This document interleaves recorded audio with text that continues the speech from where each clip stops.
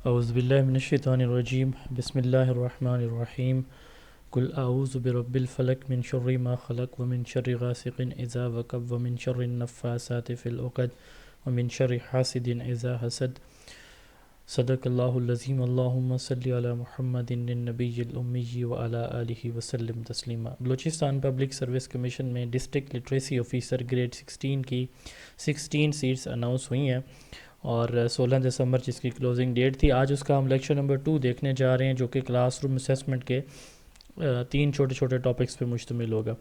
ये वो सीट्स हैं डिस्ट्रिक्ट लिटरेसी ऑफिसर की ग्रेड 16 की। इसमें 5 जो है वो एरियाज़ हैं, सब्जेक्ट्स हैं जहाँ से आपका पेपर बनना है। इससे पहले हमने जो है वो पिछला जो लेक्चर डेमो लेक्चर देखा था वो क्लासरूम मैनेजमेंट के ऊपर देखा था। आज हमारा है क्लासरूम असेसमेंट के ऊपर। ठीक है जी। तो ये हमारे 5 टोटल जो है वो टॉपिक्स हैं जिनके ऊपर आपका पेपर मुश्तमिल है। जो सिलेबस है इन 5 पेपर से आपके सब्जेक्टिव क्वेश्चन बनने हैं। तो पास पेपर भी हमारे पास मौजूद है, वो भी आपको इंशाल्लाह ताला रेगुलर सेशन में सॉल्व करवाएंगे, बल्कि सॉल्व शुदा हल शुदा आपको जो है वो हम इंशाल्लाह ताला प्रोवाइड भी करेंगे। तो इंशाल्लाह हमारा ये जो आज का लेक्चर है ये क्लासरूम असेसमेंट के दर्ज झैल टॉपिक्स पे मुश्तमिल होगा। टेस्टिंग एलिमेंट्स, इसमें टेस्ट, मेजरमेंट, असेसमेंट, एवेलुएशन आएंगे। अच्छा, इसके बाद सेकंड हमारा टॉपिक होगा 2 की types of classroom assessment. Classroom assessment की 2 जो की टाइप्स हैं वो कौन कौन सी होती हैं, फॉर्मेटिव एंड सबमेटिव। और तीसरा हमारा टॉपिक है feedback and it's characteristics and benefits. तो स्टार्ट करते हैं जी अपने लेक्चर को। ठीक है, अगर किसी को स्क्रीन का इशू हो तो ग्रुप में आप जो है ना वो नोट्स डाउनलोड करके साथ साथ देख लेंगे। ठीक है जी, आवाज़ क्लियर है? आगे कंटिन्यू करूँ ना मैं? जी यस सर, सर आवाज सर। क्लियर। चलिए, टेस्टिंग एलिमेंट्स। टेस्टिंग जी जी सर, कंटिन्यू करें आप। Okay, thank you. Yes sir. Testing element में सबसे बेसिक एलिमेंट जो होता है ना, बेसिक चीज़, माइक अपने ऑफ कर देंगे, उसको हम बोलते हैं टेस्ट। अब जैसे मिसाल के तौर पर आप टीचर हैं, आप एक हफ़्ता पढ़ाते रहें बच्चों को, 10 दिन पढ़ाते रहें, महीना पढ़ाते रहें। अब आप अपने उन बच्चों का माइक ऑफ रखें ना प्लीज़। अब आप अपने उन बच्चों का जायज़ा लेना चाहते हैं कि इनमें से कितने बच्चों को क्या चीज़ समझ आई या क्या चीज़ समझ नहीं है। उसके लिए आप क्या करते हैं जी? बच्चों के चेहरे देखते हैं, टेस्ट लेते हैं। उनके चेहरे देखते हैं। टेस्ट लेते हैं। सर हाँ, टेस्ट उनको उनसे टेस्ट लेते हैं, बस इसी असेसमेंट। उनकी असेसमेंट करते हैं थ्रू टेस्ट। मॉक टेस्ट लेते हैं हाँ, टेस्ट लेते हैं। सर, टेस्ट ये लेते हैं। वही टेस्ट की बात यहाँ पे हम करने जा रहे हैं कि formal and systematic procedure of getting information. बच्चे को जो हमने पढ़ाया उसने कितना उसको समझा, इसके अबाउट एक मुनज़्ज़म अंदाज में, एक बाकायदा और मुनज़्ज़म अंदाज में बच्चों की परफॉर्मेंस के अबाउट इंफॉर्मेशन कलेक्ट करना टेस्ट कहलाता है। अब ये टेस्ट होता क्या है? सवालात का मजमुआ होता है, सम ऑफ क्वेश्चंस या सेट ऑफ क्वेश्चंस। अब जैसे देखें, आपने एमसीक्यूज क्वेश्चन बनाने, 20 बनाते हैं, 50 बनाते हैं, ठीक है, शॉर्ट क्वेश्चन या लॉन्ग क्वेश्चन आप बनाते हैं, तो set of questions having correct answers, जिसके दुरुस्त जवाब मौजूद होते हैं, दैट एग्जामिनी, जो पेपर देने वाला यानी बच्चा हमारा, यूजुअली आंसर ऑरली और इन राइटिंग, उसको लिख कर या फिर ज़बानी उस्ताद को सुनाता है। ये टेस्ट है, बड़ा सिंपल सी बात है। ठीक है, यानी हम देखें ना, हम बच्चे की परफॉर्मेंस देखना चाहते हैं तो उसके लिए हम क्या करते हैं, सेट ऑफ क्वेश्चंस डिज़ाइन कर लेते हैं, that is known as test. बड़ा सिंपल सा है।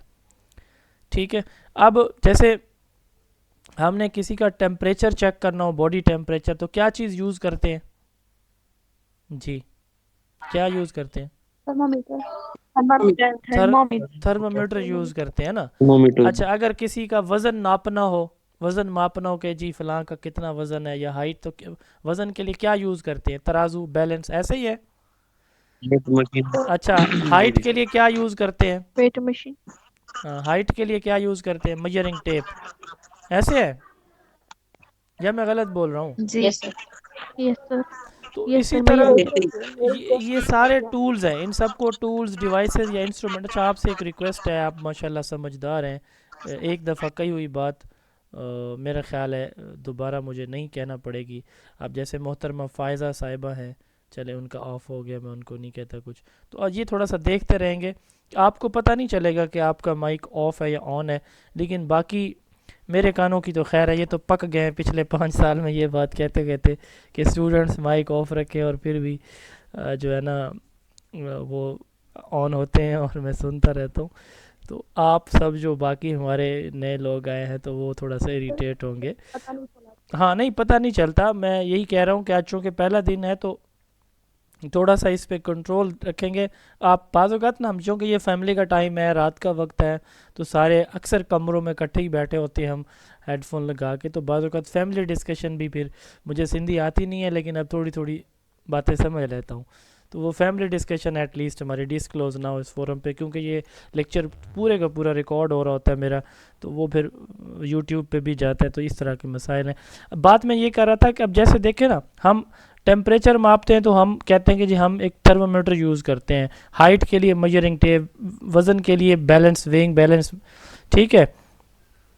तो बात करने का मकसद ये है कि उन सब को हम क्या बोलते हैं, टूल या डिवाइसेस या इंस्ट्रूमेंट। तो क्या एक बच्चे की परफॉर्मेंस को देखने के लिए हम कोई टूल यूज़ नहीं करेंगे? यस हम करेंगे, उसी टूल का नाम है टेस्ट, ठीक है ना। अब देखें ना, हर एक चीज़ को मेजर किया जाता है, चेक किया जाता है कि ये सही है या कितनी है या नहीं है, कम है, ज़्यादा है, ठीक है, गलत है, तो उसके लिए कोई ना कोई टूल डिवाइस या इंस्ट्रूमेंट यूज़ किया जाता है।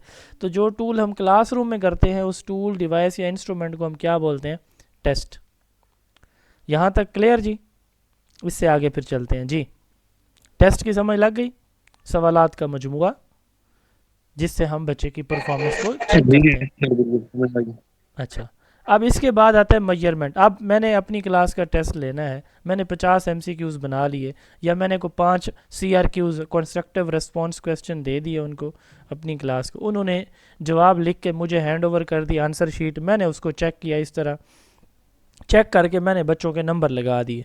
अब ये जो नंबर लगाना है ना बच्चे की परफॉर्मेंस के, इसको मेजरमेंट कहते हैं। सिंपली सादा सी बात है, अगर हम करें तो बच्चे की परफॉर्मेंस को नंबर की शक्ल में जाहिर करना, इसको क्या बोलते हैं? मेजरमेंट बोलते हैं, ठीक है। अब जैसे मिसाल के तौर पर उसकी हाइट बड़ी है, इसकी समझ लगती है कि कितनी बड़ी है? नहीं समझ लग रही। अगर हम कहें कि उसकी हाइट 7 फीट है, 7 फीट है, तो वो समझ लगेगी काफ़ी बड़ी है। उसकी हाइट छोटी है, कितनी है भाई छोटी, कोई पता नहीं। उसकी हाइट 4.5 फीट है, 4.5 फीट का है वो, तो इसका मतलब क्या है कि हमें एग्जैक्ट वैल्यू पता चल जाती है। तो एक नंबर से ही पता, अब 7 फुट हाइट है, अगर मैं ये 7 जुमला ऐड ना करूं कि फ़लाँ की 7 फुट हाइट है, तो आपके जहन में क्या बात आएगी कि हाइट 8 फुट है, 7 फुट है, ज़्यादा या थोड़ी है? ऑटोमेटिकली सिर्फ नंबर से 7 फुट हाइट है जी। क्या समझेंगे आप इसको? जी यही समझेंगे ना कि हाइट ज़्यादा है। और अगर मैं कहूँ कि जी उसका जो, हाँ हाइट ज्यादा है। हाँ, अगर फ़र्ज़ करें मैं कहता हूँ कि ये फ़लाँ मैडम जो है ना, उसका वेट 29 kg है टोटल, 28 साल उसकी एज है, तो हम क्या कहेंगे, क्या समझेंगे, मतलब क्या परसेप्शन आएगी कि वो वीक है। तो मेजरमेंट कि एक उसका वेट वेट मतलब कम है। कम है। वेट जो मेजरमेंट क्या किसको बोलते हैं? एक नंबर को या न्यूमेरिकल वैल्यू को, एक नंबर की शक्ल में बच्चे की परफॉर्मेंस को जाहिर हम कर देते हैं, इसी को मेजरमेंट कहा जाता है। क्वांटिफिकेशन और स्कोरिंग ऑफ अ टेस्ट दूसरी डेफिनेशन है। Limited to quantitative number, quantity number को कहते हैं। Quantitative description of people performance, बच्चे की परफॉर्मेंस को नंबर की शक्ल में डिस्क्राइब करना या नंबर की शक्ल में इंफॉर्मेशन लेना, इसको न्यूमेरिकल वैल्यू कहा जाता है। तो इसमें हमारा काम क्या होता है कि हम किसी भी बच्चे की परफॉर्मेंस को एक नंबर की शक्ल में अपनी आसानी के लिए जाहिर कर देते हैं, ठीक है। यानी जो सादा लफ्ज़ों में बच्चे की परफॉर्मेंस को, बच्चे की आंसर शीट को, बच्चे के आंसर्स को नंबर लगाना क्या कहलाता है? मेजरमेंट कहलाता है। टेस्ट बनाया, बच्चों को दे दिया, बच्चे ने उसके जवाब निकाले, जवाब लिखे, आपने उसके नंबर लगा दिए, ये 2 स्टेप हमने कर लिए। दूसरे स्टेप को क्या कहते हैं? मेजरमेंट। यहाँ तक क्लियर जी? कोई मसला है या आगे चलूँ? जी जी जी सर। क्लियर हो गया? ठीक है। अच्छा चलें। अब इसको समझाने के लिए ना मैं इस असेसमेंट, अगली थर्ड हमारा जो एलिमेंट है वो असेसमेंट है। अब इसको समझाने के लिए मैं आपसे एक सवाल पूछना चाहता हूँ। वो सवाल ये है कि मैंने टेस्ट बनाया 100 नंबर का, ठीक है। अच्छा, मेरे एक बच्चे की जो परफॉर्मेंस है वो, यानी नंबर आए हैं, जो मैंने नंबर लगाए हैं, टेस्ट बनाया 100 नंबर का, 100 MCQs का, फिर वो बच्चों को दिया, उन्होंने उसको अटैम्प्ट किया, मैंने उसको मैयर किया, क्या मतलब नंबर लगा दी, नंबर लग के सारे बच्चों के मार्क्स मेरे सामने पड़े हैं। और मैंने उनको सर स्क्रीन शो नहीं हो रहा। मैंने उनको ना हो गया। तरतीब दे दी, मैंने उनको तरतीब दे दी। तरतीब ऐसे दी कि सबसे ज़्यादा नंबरों वाले बच्चे का पेपर ऊपर रख लिया, सबसे कम नंबरों वाले हासिल करने वाले बच्चे का पेपर बिल्कुल एंड पे, डिसेंडिंग ऑर्डर में, हायर से लोअर मार्क्स की तरफ।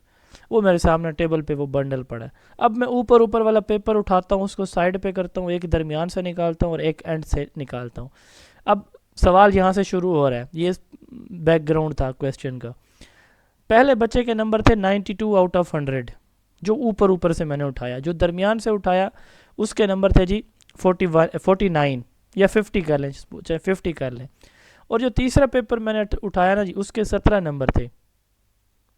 अब आप में से कोई मुझे बताए कि आप इसको कैसे इंटरप्रेट करेंगे, इन तीनों बच्चों के नंबरों को, मार्क्स को। जी शाबाश, कोई भी अपना माइक ऑन करके बता दे, इनकी क्या पोजीशन थी, कैसी थी? 91 पे फर्स्ट, 91 वाला फर्स्ट पोजीशन में, 50 वाला सेकंड पोजीशन पे, 17 आया थर्ड पोजीशन। नहीं sir, third, first second third तो नहीं, पूरी क्लास में से हमने रैंडमली 3 लिए हैं ना। फर्स्ट सेकंड थर्ड वाली बात जो नहीं। 91 वाला होगा वो एक्सीलेंट होगा, हाँ हाँ, वेरी और गुड। जो 50 प्लस वाला वो एवरेज होगा, हाँ और 70 वाला जो है वो पुअर पे होगा। हाँ, यस एग्जैक्टली, वेरी गुड। ये सवाल का जवाब था जो इन्होंने बात तो दिया। हुई होगी। हाँ, इसका मतलब ये हुआ कि वो जो एक नंबर है ना, वो हमें मुकम्मल डिटेल दे रहा है किस चीज़ की, बच्चे की परफॉर्मेंस के बारे में। हाँ, नंबर लगाना मेजरमेंट है, उस नंबर की बेस पे आगे उसको अंडरस्टैंड करना कि इसने क्या पोजीशन हासिल की है क्लास में, इसको असेसमेंट कहते हैं। इंटरप्रिटेशन ऑफ इसका मतलब ये है कि बच्चा किस लेवल पे खड़ा है, हाँ बिल्कुल, ऐसा भी कह सकते हैं। यस यस, नंबर, उन नंबरों की बुनियाद पर हम देखेंगे कि ये बच्चा कहाँ पे क्लास में या ओवरऑल अपने सब्जेक्ट में कहाँ पे स्टैंड करे। ये चूँकि डेफिनेशन थी, इसको समझाना इस मिसाल से ज़रूरी था, इसलिए मैंने सवाल पूछा। It is interpretation of measurement data. Interpretation कहते हैं वजाहत को, एक्सप्लेनेशन को। It is interpretation of measurement data, यानी जो मेजरमेंट से नंबर आया हमने उसकी बेस पे इंटरप्रेट कर लिया कि ये हाईएस्ट स्कोरर है, ये अच्छा बच्चा है, ये एवरेज बच्चा है, ये पुअर बच्चा है। It make sense of the data collected from student performance. अब ये तो इसकी पहली डेफिनेशन है। दूसरी है process of collecting, interpreting, recording and using information of student response. यानी इसमें हमने क्या किया, टेस्ट लिया, उसकी स्कोरिंग की और उसको रिकॉर्ड में अपने पास रख लिया ताकि हम उसको यूज़ कर सकें फ्यूचर में, अगले हफ्ते, अगले महीने, अगली क्लास में हम इसको यूज़ कर सकें कि इस बच्चे की परफॉर्मेंस क्या थी। ये सारे का सारा प्रोसेस असेसमेंट कहलाता है। ये क्वालिटेटिव भी हो सकती है, क्वांटिटेटिव भी। इसको जैसे हमने कहा ना कि टेस्ट को टूल डिवाइस कहते हैं, असेसमेंट को अप्रेजल कहते हैं। असेसमेंट का दूसरा नाम क्या होता है, अप्रेजल। इसमें हम मुख्तलिफ मेथड्स यूज़ करते हैं जिसके ज़रिए बच्चे की लर्निंग के अबाउट इंफॉर्मेशन को कलेक्ट करते हैं। ठीक है, अब हमने टेस्ट लिया, मार्क नहीं किया, तो क्या हम बच्चे को बता सकते हैं कि टेस्ट आपका अच्छा था या बुरा था? जी शाबाश, जी नहीं बता सकते। नहीं, तो हमें पहले टेस्ट लेते हैं, नहीं फिर सर, नहीं बता सकते। हाँ, पहले टेस्ट लेंगे, फिर मार्क करेंगे, फिर उसको फीडबैक देंगे। ये फीडबैक बेसिकली असेसमेंट के बाद दिया जाता है। उसके मेजरमेंट कर ली, अब आपने जो है नंबर लगा लिए, उसके बाद आप उसको फीडबैक देते हैं, बच्चे को बताते हैं कि आपकी क्या कमज़ोरी थी, स्ट्रेंथ क्या थी, पेपर में वीकनेस क्या थी, और इंस्ट्रक्शन अपनी बेहतर करते हैं कि नेक्स्ट टाइम हमारा ये जो टॉपिक है ये बच्चा बेहतर वे से समझ जाए।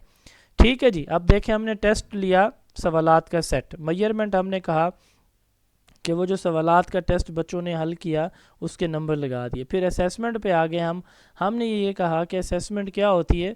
असेसमेंट ये है कि बच्चे की इंफॉर्मेशन को कलेक्ट करना बच्चे के अबाउट, और उसकी बेस पे उसको इंटरप्रेट करना, उसकी एक्सप्लेनेशन देना कि ये एवरेज था, पुअर था, ठीक है, क्या था, ठीक है, और उसकी स्ट्रेंथ और वीकनेसेस उस टेस्ट के अंदर आइडेंटिफाई करना कि ये बच्चे स्ट्रॉन्ग थे, इनको सही आती है बात, इनको बिल्कुल नहीं आती, इनको एवरेज आती है। तो स्ट्रेंथ और वीकनेसेस को आइडेंटिफाई करना। इसकी काफ़ी सारी टाइप्स हैं, लेकिन 2 मेन टाइप्स होती हैं, formative assessment and summative assessment. इन दोनों को अभी हम डिस्कस करेंगे।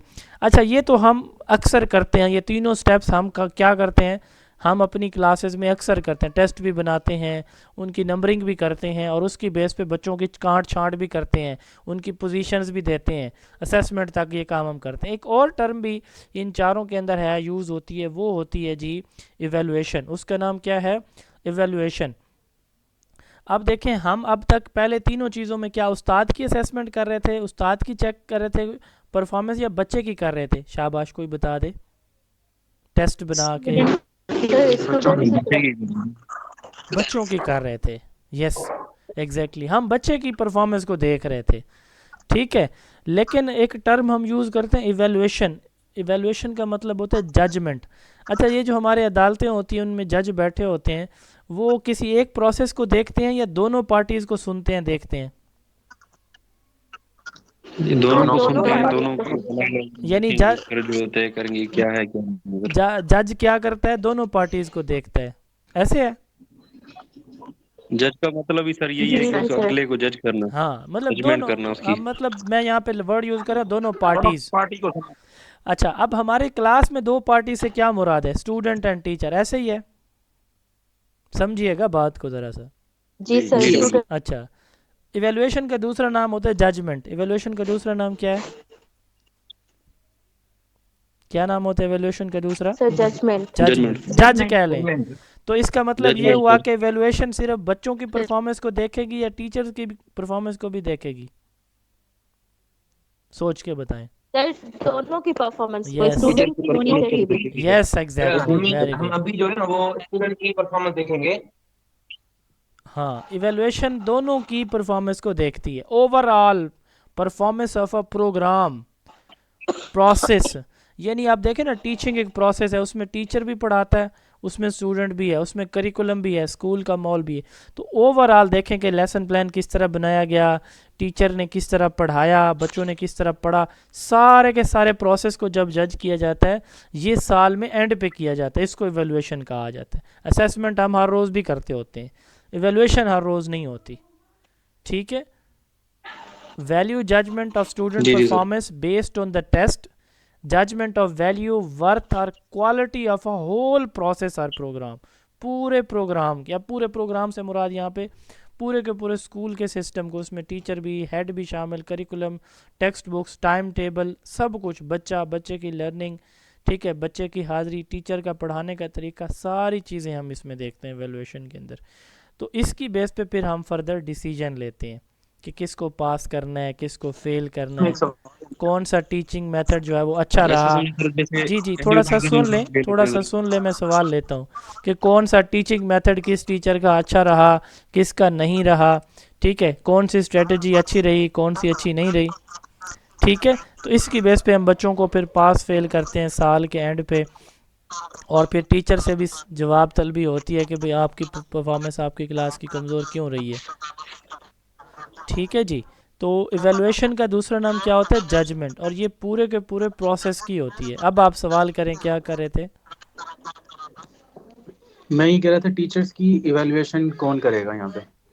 टीचर की इवेलुएशन देखें ना, आप टीचर हैं, आप जो है ना वो आपने साल भर पढ़ाया, तो बोर्ड का इम्तिहान होता है, तो उसमें बच्चे की परफॉर्मेंस जो है वो आपकी परफॉर्मेंस को भी रिफ्लेक्ट करेगी, ठीक है।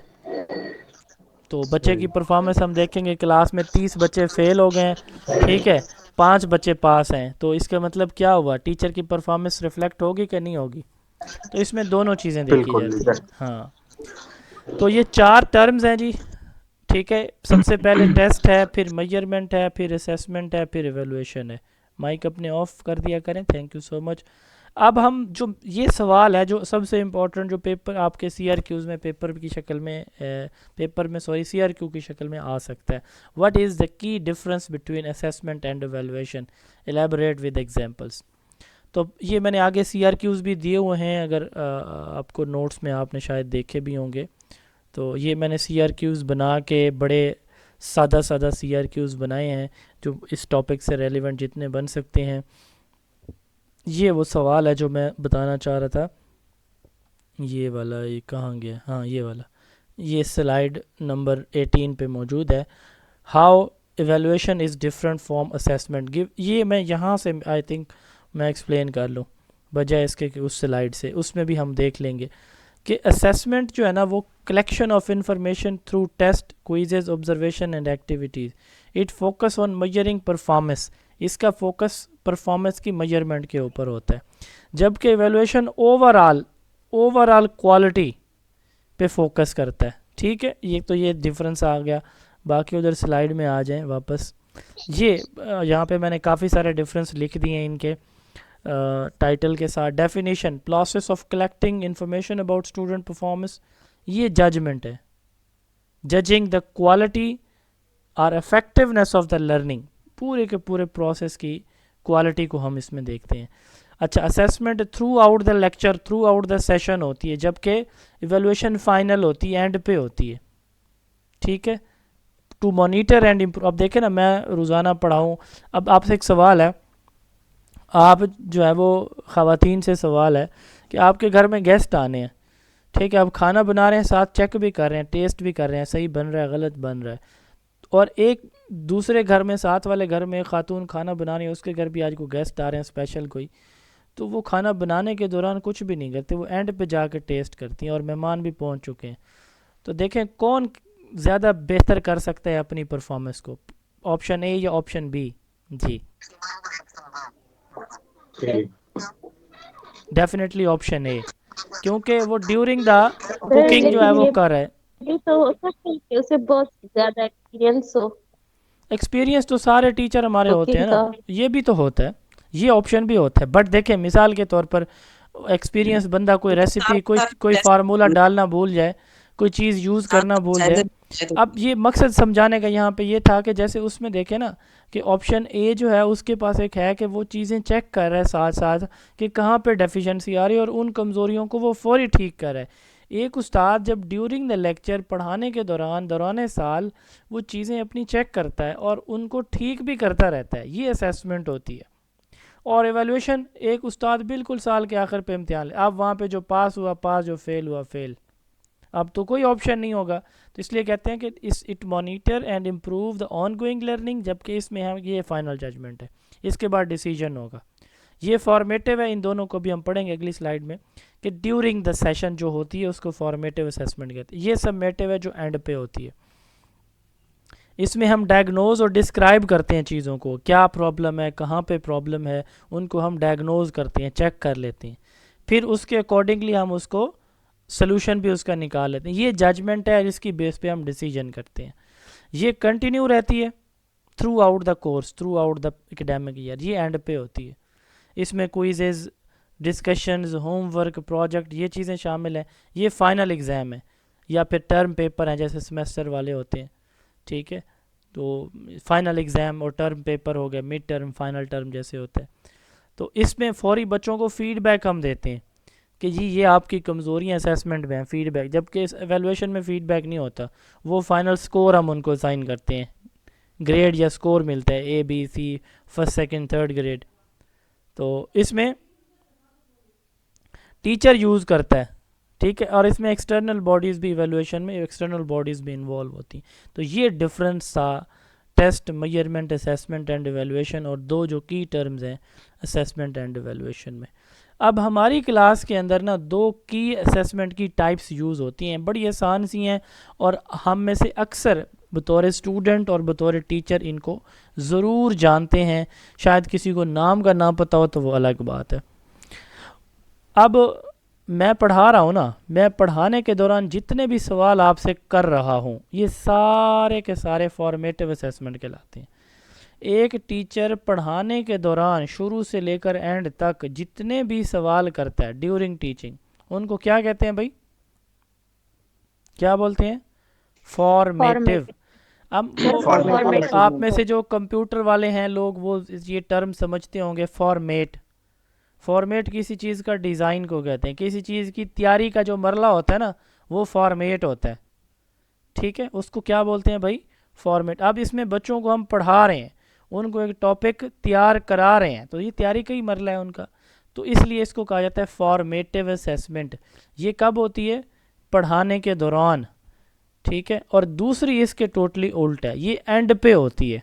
अब जैसे मिसाल के तौर पे मैं आपसे रैंडमली क्वेश्चन कर रहा हूँ, तो ये फॉर्मेटिव है सारे के सारे। अब जब टॉपिक हमारा आज क्लोज होगा तो एंड पे मैं आपको एक टेस्ट दे देता हूँ, वो टेस्ट हमारा समेटिव हो जाएगा। वो टेस्ट जो पढ़ाने के बाद लिया जाता है समेटिव होगा, और वो जो पढ़ाने के दौरान सवाल जवाब की शक्ल में होता है वो फॉर्मेटिव है। क्लियर जी? दोनों में डिफरेंस समझ लग गई? यस हाँ, बस इतना सा ही है। अब इनको सर। हाँ, अब इसको देखें, अब इनकी डेफिनेशन देखें। It is an assessment that takes place during the learning process, not at the end. अब इसका पर्पस क्या हो, मैं आपसे सवाल क्यों पूछ रहा हूँ? मेरा मकसद आपसे सवाल पूछने का टू मॉनिटर आप लोग कितना समझ रहे हैं बात को या नहीं समझ रहे, इसको कहते हैं मॉनिटरिंग। और फिर ये है कि अगर नहीं समझते, अब जैसे एक हमारे साहब ने कहा कि जी फर्स्ट सेकंड और थर्ड है, तो उनकी इस्लाह करना ज़रूरी थी। मैंने उन्हें कहा कि नहीं सर ऐसे नहीं है, फर्स्ट सेकंड थर्ड तो वो बच्चे होंगे जो टॉप 3 मौजूद हैं हमारे पास ना, उसी बंडल में जो पहले नंबर पे पड़ा है, दूसरे पे तीसरे पे, वो फर्स्ट सेकंड थर्ड है। अब ये मैंने उनको फीडबैक, अब जिन्होंने सही जवाब दिया मैंने उनको शाबाश का, एक्सीलेंट का, यस ये वो आंसर है जो मैं चाह रहा था। इसको कहते हैं फीडबैक। तो एक तो इसमें बच्चे की परफॉर्मेंस को बच्चा कितना समझ रहा है, दूसरा उसको फीडबैक देना। ये दोनों किस चीज़ के लिए होते हैं? ताकि टीचिंग और लर्निंग इम्प्रूव हो जाए। अब मेरा आपसे एक सिंपल सा सवाल है, मैं आपको पढ़ा या समझा रहा हूँ ना, अगर आपको समझ ना आए मेरी बात, आप लोग मेरे सेशन का हिस्सा बनेंगे? जी नहीं। नहीं सर। नहीं सर। और अगर आपको समझ ना आए, अगर आपको मेरी बात समझ ना आए और मैं बड़ा अफलातून बन के बैठ जाऊं कि नहीं मेरा तरीका तो बेस्ट है, स्टूडेंट को समझ आए या ना आए इनको ऐसे ही समझना है, तो क्या मेरी टीचिंग इम्प्रूव होगी, आपकी लर्निंग बेटर होगी? नहीं सर। No sir. नहीं होगी। नहीं होगा। यस तो भाई आपने भी टीचर बनना है तो ये काम लाजमी समझिएगा कि अगर बच्चे को नहीं समझ आ रही तो इसका मतलब आप नहीं समझा पा रहे, आपको समझ नहीं आ रही तो इसका मतलब मैं नहीं समझा पा रहा। हाँ यस, इसी को कहते हैं इम्प्रूव टीचिंग एंड लर्निंग। तो हम अपनी टीचिंग को इम्प्रूव करेंगे कि भाई बेहतर करेंगे, कोई एग्जाम्पल ऐड कर देंगे, कोई सिंप्लीफाई कर लेंगे। ठीक है, ये मकसद होता है फॉर्मेटिव असेसमेंट का। ये नहीं होता कि बच्चा समझ रहा है या नहीं, उसकी सलाह नहीं करनी, अपनी भी करनी है भाई इसमें हमने। ठीक है, कब की जाती है? During the lecture. क्यों की जाती है? Strength and areas of improvement, कि बच्चा किस मेरे मेथड को सही समझ रहा है, या उसको कौन सी बात सही समझ आई है, कौन सी नहीं आई तो उसको कैसे समझाऊं। इसमें हम क्विज़ लेते हैं, डिस्कशन कराते हैं, दो के पेयर बना लिए, ऑब्ज़र्व करते हैं उनको काम करता हुआ देख के। ठीक है, या उनके रिव्यूज़ ले लेते हैं, पीयर रिव्यूज़, बच्चे एक दूसरे के अबाउट रिव्यू देते हैं, एक बच्चा जवाब देता है, दूसरा उसके बारे में देता है कि जी इसने सही बताया या गलत है। तो इसमें टीचर अपनी इंस्ट्रक्शन को एडजस्ट करता है, ठीक है, बच्चों के लेवल के अकॉर्डिंग। इसमें ऑरल क्वेश्चन यानी ज़बानी सवालात, रिटन क्लास वर्क है, कोई क्लास में उसने कोई टेस्ट दे दिया, पीयर असेसमेंट है, बच्चों के पीयर कहते हैं क्लास फेलोज़ को, एक होता है पेयर PAIR, वो जोड़े को, कपल को कहते हैं। अच्छा, अब पीयर असेसमेंट में हम दो बच्चे, चार बच्चे ग्रुप की शक्ल में क्लास को 2 हिस्सों में डिवाइड करके, हाँ भी तुम सवाल करो, ये वाला ग्रुप जवाब देगा, तो ये भी एक तरीका होता है। ऑब्जर्वेशन एंड चेक लिस्ट, ठीक है, तो हम जो है ना वो उनको कह सकते हैं कि जी आप जो है ना वो डिस्कशन करें, आप देख के ऑब्ज़र्व करेंगे कौन पार्टिसिपेट कर रहा है, कौन जवाब दे पा रहा है, कौन नहीं। आप नहीं पूछ रहे, सिर्फ ऑब्ज़र्व कर रहे हैं। चेक लिस्ट बना लेंगे कि इस बच्चे ने कितने सवालों के जवाब दिए, कितनों के नहीं दिए, ये भी एक बन सकती है। कॉन्सेप्ट मैप ये बना रहा है, जैसे इस तरह की पिक्चर बनवा लें बच्चों से। ठीक है, तो ये फॉर्मेटिव असेसमेंट होती है। इसमें कोई प्रॉब्लम किसी को समझ ना आई हो जी, पूछ लें, शाबाश जी। क्लियर है सबको? नहीं सर। क्लियर है सर। अच्छा, अब इसके टोटली अपोजिट होती है समेटिव असेसमेंट। अब जी आपने पढ़ा लिया पूरा लेक्चर, घंटा आप खपते रहे बच्चों के साथ, और आप जो है ना वो मेरी तरह आपने सवाल जवाब ड्यूरिंग द लेक्चर नहीं किए। एट द एंड जब सवाल सुने तो किसी को कख ही ना आया, तो फिर क्या होगा? अगले दिन दूसरे डेमो में कोई भी नहीं आएगा, ऐसे होगा कि नहीं होगा? इम्प्रूवमेंट नहीं आएगी, बच्चे नहीं समझेंगे। हाँ जी, लकीर के फ़कीर वाला काम। यस, बस यही बात भाई समझाना चाह रहा था। माशाल्लाह आप लोगों को समझ आ रही है मेरी बात, और यही मेरी कामयाबी। अल्लाह ताला आपको जब आप टीचिंग करें लाइसेंस के बाद, तो आपके बच्चे ऐसे समझें, अल्लाह करे, और आपको भी ऐसे खुशी हो जैसे मुझे हो रही है अब, इंशाल्लाह कि मैं जो समझाना चाह रहा हूँ ना इंशाल्लाह। जी, तो वो मेरे स्टूडेंट सारे समझ रहे हैं। कुछ आप में से शायद मेरे से एज में भी बड़े होंगे, तो लेकिन इस वक्त नहीं सारे सर, मेरे छोटे। स्टूडेंट हैं। नहीं, मेरी इतनी ज़्यादा एज नहीं है, मेरी एज वो लड़कियों वाली है।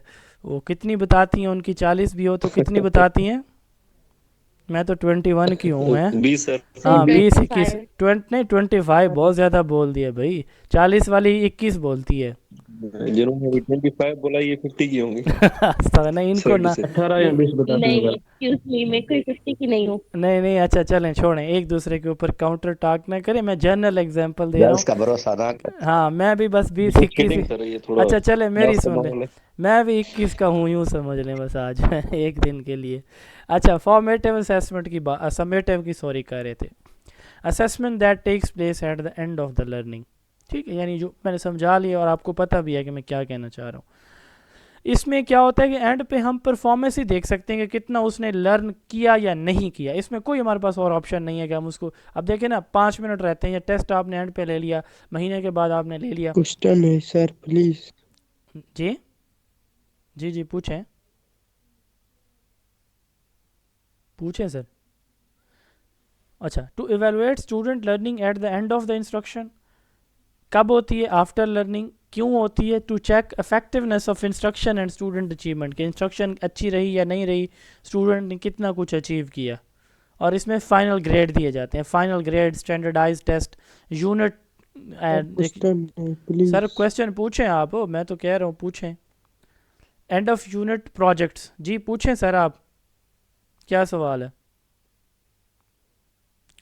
अच्छा, तो ये फाइनल एग्जाम होते हैं, या स्टैंडर्डाइज टेस्ट या चैप्टर टेस्ट जो आप लेते हैं वो समेटिव में आते हैं। ठीक हो गया जी, क्लियर जी, कोई मसला यहाँ तक? आखिरी टॉपिक छोटा सा हम डिस्कस करेंगे और फिर CRQs हैं जी। किसी को कोई सवाल, कोई बात सर समझ ना आई? जी समेटिव और एवोल्यूशन तो वही फाइनल जजमेंट वाली हुई ना सर। वो फाइनल, वो भी फाइनल है, वो यस मतलब फाइनल एग्जैक्टली, डिसीजन है हमने, एवोल्यूशन। अगर आपको याद हो, मैं उस स्लाइड पे आपको ले आता हूँ, तो इसमें भी हमने यही पढ़ा है। It is summative, it is क्या होती है? समेटिव। ये देखें, ये इवेलुएशन और ये समेटिव। आपने बहुत अच्छी तरह पिक किया बात को, वेरी गुड। यस, इवेलुएशन या समेटिव असेसमेंट एक ही बात है, ठीक है। ठीक है सर, थैंक यू सर। अच्छा, अब आखिरी बात, अब देखें, मैंने आप लोगों का सर, टेस्ट, जी जी सर, जी जी, सर, अगर ये एक ही बात है तो हमें क्यों 2 टर्म्स में इसको पढ़ाया जा रहा है? हाँ, एक ही बात है तो आपको 2 टर्म्स क्यों अलग अलग करके पढ़ाया जा रहा है? बेसिकली बात यह है कि अगर हम वापस उसी जगह पे जाएं, उसी स्लाइड में, तो मैंने आपको ये पढ़ाया है कि असेसमेंट जो है ना, असेसमेंट में हम, फॉर्मेटिव असेसमेंट में हम क्या करते हैं? ड्यूरिंग द लेक्चर हम कोई भी किसी भी बच्चे की असेसमेंट कर रहे होते हैं। इवेलुएशन समेटिव किस चीज़ को कहते हैं? सम अप करना किसी चीज़ को, वो होती है एंड पे। तो हमने ये लिख दिया कि जैसे इवेलुएशन एंड पे होती है ना, किसी भी सारे प्रोसेस को मुकम्मल करने के बाद, तो ये जो टर्म है ना समेटिव, ये भी उस वक्त यूज़ की जाती है जब कोई प्रोसेस कंप्लीट हो जाता है। अब आपका क्वेश्चन कि जी हम इनको डिफरेंट वे में क्यों पढ़ रहे हैं? हाँ, हम इनको डिफरेंट सर व्यू क्या में होती क्यों है? क्यों पढ़ रहे हैं? अब यहाँ पे देखें, थोड़ा सा यहाँ पे पॉइंट समझने वाला है, वो ये है कि असेसमेंट आप कब कर रहे हैं? ड्यूरिंग द प्रोसेस कर रहे हैं, यानी लेक्चर पढ़ाते हैं, उसी लेक्चर के एंड पे जब आप लेक्चर ख़त्म करने के बाद आप सवाल करते हैं, तो हम उसको इवेलुएशन नहीं कह रहे, हम उसको कह रहे हैं समेटिव असेसमेंट के बाद वाली असेसमेंट। ठीक है, एंड ऑफ द टॉपिक जो असेसमेंट हम कर रहे हैं। बात समझ लग रही है यहाँ पे? क्योंकि ये ड्यूरिंग द प्रोसेस आप कर रहे हैं ना, लेक्चर पढ़ा रहे हैं, पढ़ाने के दौरान अगर आप सवाल करते हैं तो वो फॉर्मेटिव है, पढ़ाने के बाद एंड पे आप करते हैं है तो ये भी असेसमेंट, इसको हम समेटिव कहते हैं। ये डिफरेंस है। वो उन्होंने जो समझी बात वो ये थी, उन्होंने जो सवाल किया वो ये था कि आपने समेटिव कहा तो ये एवेलुएशन, और वो उस कॉन्टेक्स्ट में अगर हम देखते हैं ना, तो मतलब ये है कि हम एवेलुएशन को ओवरऑल कहते हैं या एंड पे कहते हैं। तो एवेलुएशन चूँकि एंड पे होती है तो समेटिव असेसमेंट भी एंड पे होती है। इस कॉन्टेक्स्ट में सिमिलैरिटी मौजूद है थोड़ी सी। क्लियर ये बात? अब बस सर इसमें ये थोड़ा सा डिफरेंस है, टाइम फ्रेम का है। वो जो हाँ एनुअली लेते हैं फाइनल एग्जाम पे वो ही होता है, वो वो होता है जो एंड पे इवेल्युएशन, जो लेक्चर डिलीवर के पास है। हाँ बिल्कुल, यस यस, आपने दोबारा अच्छा पिक कर लिया। जी मैडम, आपको क्लियर हुआ ये पॉइंट? Yes sir. अच्छा चलें, जी सर। अब ये देखें ना, फीडबैक, वापसी, कुछ फीड करना। अब जैसे देखें, आपने टेस्ट दिया, मेरे पास ये बड़ा इंपॉर्टेंट क्वेश्चन है और ये टॉपिक और ये पेपर में एक्सपेक्टेड है, ये मैं बता रहा हूँ। अच्छा, अब आपने ना टेस्ट मुझे दिया, मैंने उसको चेक किया। अब आपको ना, आप में से कोई ऐसा स्टूडेंट जिसने पिछला सेशन ज्वाइन किया हो मौजूद है? जी शाबाश, कोई बता दे ज़रा। वो कोई मुश्किल सवाल नहीं पूछता, अल्लाह के बंदो बता दो। जी सर, मैंने भी किया था हिना आरफीन। अच्छा हिना, ये बताइए, आपने CRQs मुझे भेजे थे? सर मैं भी थी। चले, आप भी थी। आप में से कोई मुझे जिसने CRQ कोई मुझे जी भेजा सर। हो, तो उसको फिर वापसी फीडबैक कैसे मिलता जी था सर, आपको, मैंने किस फॉर्मेट पे मिलता था?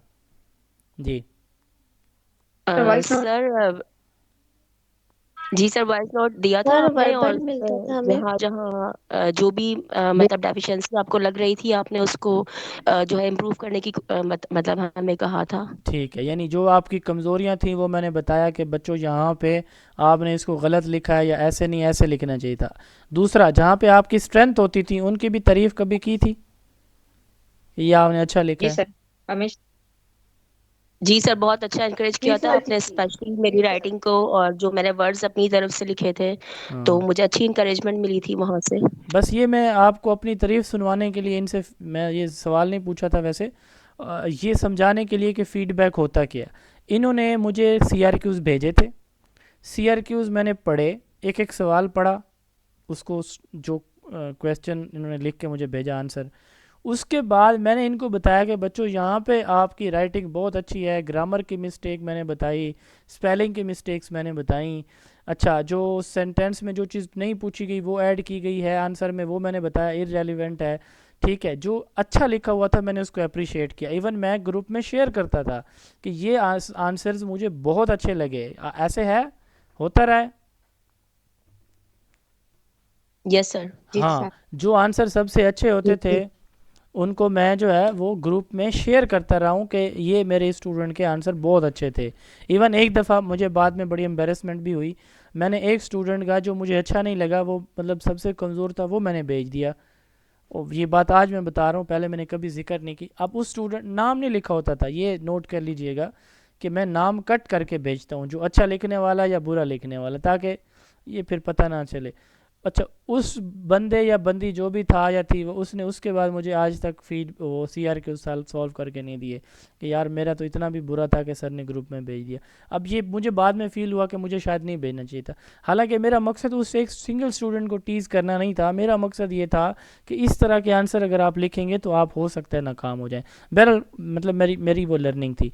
तो फीडबैक कहते हैं information provided to the learner, जो मैंने अपने बच्चों को, स्टूडेंट्स को इंफॉर्मेशन प्रोवाइड की उनकी परफॉर्मेंस के अबाउट, ताकि वो अपनी अंडरस्टैंडिंग को, लिखने की सलाहियत को बेहतर कर सकें। That is feedback. ये कितनी तरह का होता है? रिटन फीडबैक के नोट्स के ऊपर, आपके आंसर शीट के ऊपर मैं लिख के दूं कि यहाँ पे ये चीज़ें गलत हैं, इनको ठीक कर लें, ये आपकी अच्छी हैं।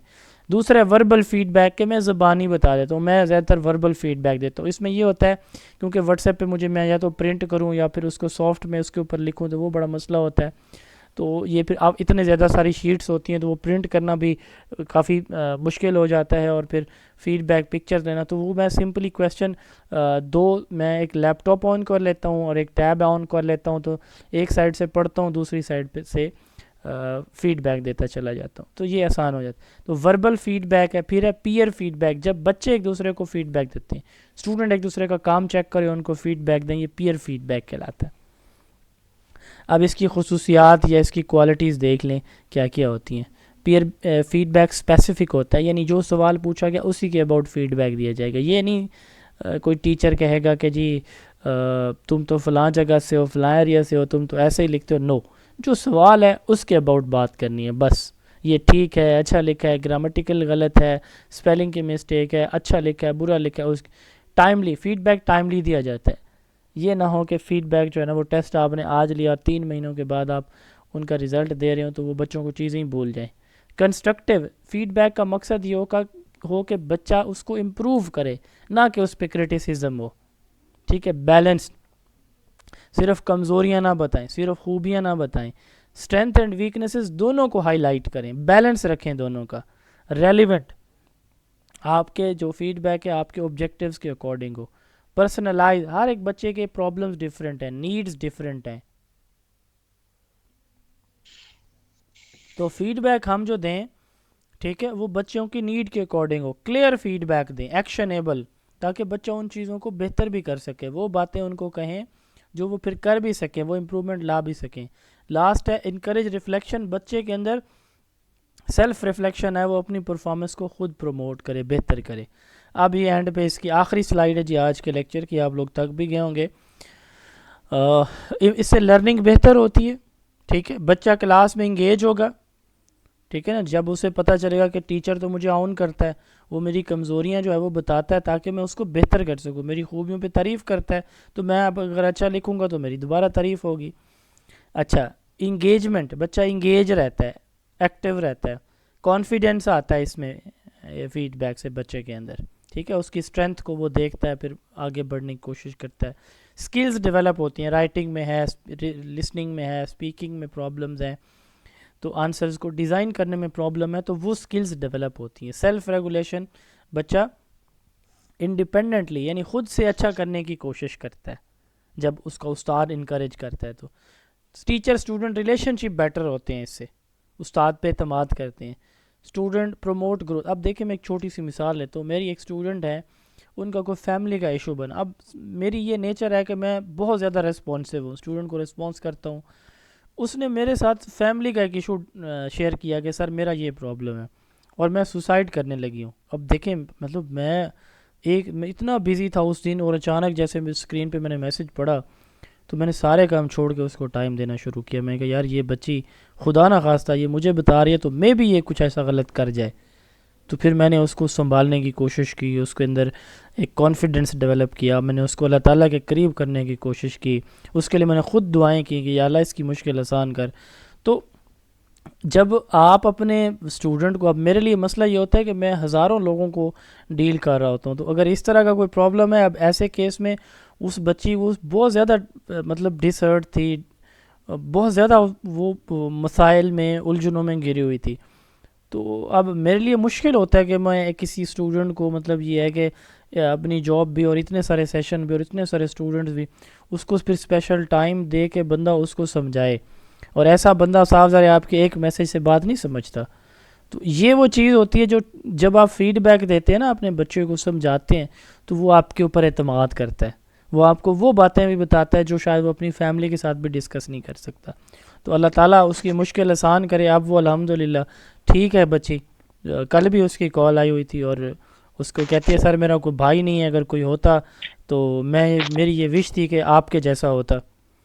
तो मकसद बात करने का ये है कि ये अपने बच्चे के साथ पॉजिटिव रहें, जितना पॉजिटिव रहेंगे उतना ज़्यादा वो ट्रस्ट डेवलप करेगा आपके ऊपर।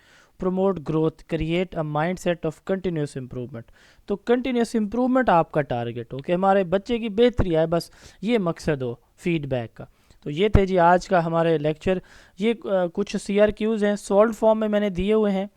ठीक है, आपने इनको बेशक, चूँकि आज डेमो था, आप देख लें। नेक्स्ट जो है वो आपको CRQs जो है वो प्रैक्टिस के लिए दिए जाएंगे, उनका सोल्यूशन भी अलग से दिया जाएगा साथ। तो जो कुछ आज हमने पढ़ा इसके ऊपर मैंने 7 CRQs बनाए हैं, ये आपने देख लेनी एक दफ़ा।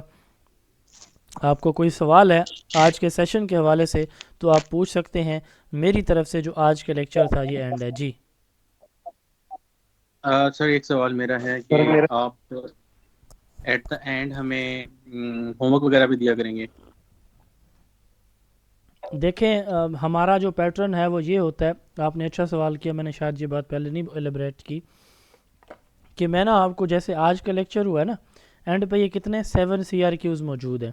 ये बेसिकली वो इम्पोर्टेंट क्वेश्चंस हैं जो इन टॉपिक से बन सकते हैं। ये मैंने खुद बना के आपको दे दिए। ये डेमो के बाद ऐसे होगा कि यही क्वेश्चन की शक्ल में अलग मौजूद होंगे CRQs ये, और एक जगह पे फिर इनका सोल्यूशन भी मौजूद होगा। यानी आप ख़ुद से भी प्रैक्टिस करेंगे, लिखेंगे और इनको फिर टैली भी कर लेंगे। नंबर 1। नंबर 2 ये है कि हमारे ना जैसे ही मंडे से फ्राइडे तक क्लास हुआ करेगी इस तरह ऑनलाइन, तो सैटरडे संडे ऑफ होगा। मंडे को हम क्या करेंगे, जो 5 लेक्चर्स हैं उनका टेस्ट रखा करेंगे। तो उसमें जो 5 दिन हमने पढ़ा उसमें से 30-35 जो मेन CRQs बनेंगे, उसमें से 4-5 CRQs, 3-4 या 4 CRQs आपको टेस्ट के लिए दिए जाएंगे। वो आप सॉल्व करके मुझे भेजेंगे, मैं उस पर आपको फीडबैक दूंगा जैसे मैं बता रहा था। जी नेक्स्ट क्वेश्चन। सर ये स्लाइड शो नहीं हो रही है, जो आपने 7 CRQs मतलब वो रखे थे, वो वाली स्लाइड जो है ना क्लियर नहीं थी। नहीं, नोट्स मिले आपको ग्रुप में, जिस भी ग्रुप में आप ऐड हैं जी वो ग्रुप में आ गए थे, उसमें लेकिन अभी मौजूद जो है। आपने CRQs की वो रखी। नहीं, ये किसी और को शो Thank you, हो रहा है जी। Question number 1, what is measurement in education, give example. जी शाबाश, कोई बता दे। ये कुछ confusion आ रहा है। नहीं, ये ना बाज़ औक़ात यूँ होता है कि नेटवर्क जब कमज़ोर होता है ना तो फिर वो आपको शो नहीं होती ये चीज़। तो अगर आप लीव करके ज्वाइन करेंगे तो हो जाएगी। Next question. सर ये क्वालिटेटिव और क्वांटिटेटिव असेसमेंट के बारे में ये हो रहा है। ये हम आगे पढ़ेंगे सर, ये आज डेमो है। क्वालिटेटिव असेसमेंट क्वालिटेटिव भी होती है, क्वांटिटेटिव भी होती है। मैं इसकी, जी मैडम थोड़ा सा वेट कर लें, मैं उनके सवाल का जवाब दे लूँ। क्वांटिटेटिव से मुराद ये है कि इसने 70 आउट ऑफ 100 मार्क्स लिए हैं, ठीक है। ये क्वांटिटी है सर। ये मेजरमेंट नहीं। हाँ मेरी बात सुने ना, मेजरमेंट की बेस पे आप measurement मेजरमेंट तो है ऑलरेडी। देखे ना, हम अगर इनका राइट सीक्वेंस देखें ना, जब हम असेसमेंट करते हैं तो उसमें मेजरमेंट शामिल होती है। टेस्ट होगा, फिर मेजरमेंट होगी, तभी जाके हम असेसमेंट करेंगे ना, ठीक है। तो ये क्वांटिटी भी है साफ ज़ाहिर, मेजरमेंट की बेस पे जो हो रही है तो क्वांटिटी तो ऑब्वियसली होगी।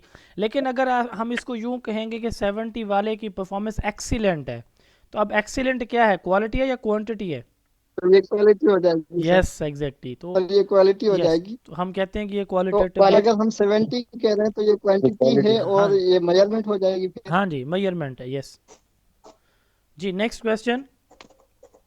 सर मेरा एक क्वेश्चन है सर, नेटवर्क इशू की वजह से थोड़ा हो गया सर। फॉर्मेटिव असेसमेंट और सर वो समेटिव असेसमेंट और इवैल्यूएशन में सर मुझे बहुत मिक्स हो रहा है। हाँ ऐसा लग ये रहा मैंने है बताया है पहले, मेरी मतलब बात सुन बहुत लें। ज्यादा। जी हाँ ये मैंने पहले भी बताया है कि अब जैसे देखें ना, एवेल्यूएशन होगी किसी प्रोग्राम के एंड पे। यानी मिसाल के तौर पर आपका 1 साल का तालीमी ईयर है, एकेडमिक ईयर है, उसके एंड पे आप एवेल्यूएशन करते हैं, उसकी बेस पे पास फेल करते हैं, उसकी बेस पे फर्स्ट सेकंड थर्ड क्लास में पोजीशंस देते हैं एंड ऑफ द ईयर, ठीक है। लेकिन जब आप क्लास में एक टॉपिक को पढ़ाने के बाद, टॉपिक ख़त्म करने के बाद जो आप पढ़ाते हैं ना, सॉरी जो आप असेसमेंट करते हैं, वो आपकी सबमिटिव कहलाती है। सर गार्डली थोड़ा रिपीट कर। मैंने कहा कि जो आप साल के आखिर पर जो परफॉर्मेंस जज करते हैं ना, वो होती है एवेल्यूएशन। उसकी बेस पे हम बच्चे को पास फेल करते हैं। लेकिन एक क्लास में एक टॉपिक के पढ़ाने के बाद, टॉपिक ख़त्म करने के बाद, ठीक है, 40 मिनट का आपका लेक्चर था, आपने 35 मिनट पढ़ाया, अब एंड पे आप पढ़ाने के बाद एंड पे 2-4 सवाल करते हैं, तो वो सबमिटिव असेसमेंट होती है। ये थोड़ा सा डिफरेंस है जी, टाइम फ्रेम का डिफरेंस है। हेलो सर, आवाज सुनाई दे रही है आप? जी दे रही है, पूछे। जी जी जी सर सवाल करें।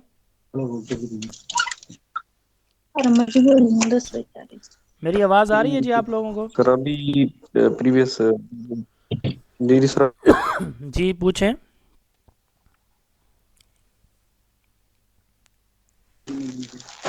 जी सर सवाल करें, क्या सवाल कर रहे थे?